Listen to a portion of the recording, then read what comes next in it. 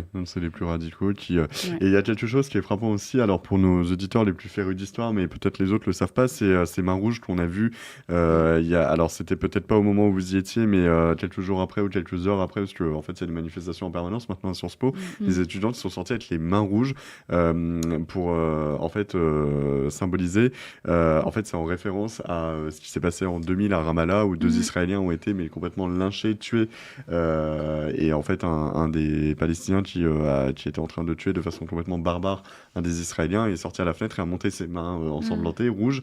Et en fait, c'est à ça que font référence les étudiants de Sciences Po. Il faut le savoir, quand ils montrent leurs mains rouges, c'est dire, en fait, pour nos éditeurs qui ne savaient pas, à quel point on est arrivé dans une... Enfin, je veux dire, demain, il y aurait des messages pro-Hamas, ou en tout cas expliquant que le Hamas est un mouvement seulement de résistance, que ce ne serait pas étonnant à Mm. Sciences Po.